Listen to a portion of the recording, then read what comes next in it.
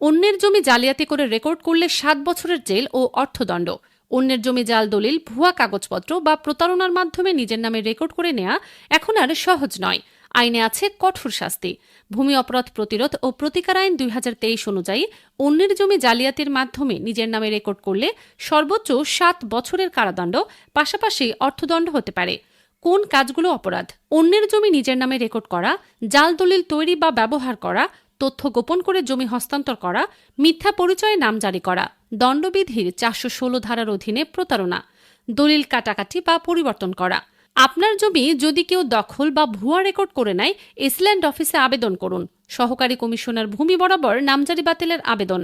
দেওয়ানি মামলা করুন। টাইটেল স্যুট বা ঘোষণামূলক মামলা করে রেকর্ড সংশোধন করুন। ফৌজদারি মামলা করুন। থানায় জালিয়াতির অভিযোগ দায়ের করুন। মনে রাখবেন, এখন মালিকানা নির্ধারণ হবে দলিলের ভিত্তিতে। শুধু দখল থাকলেই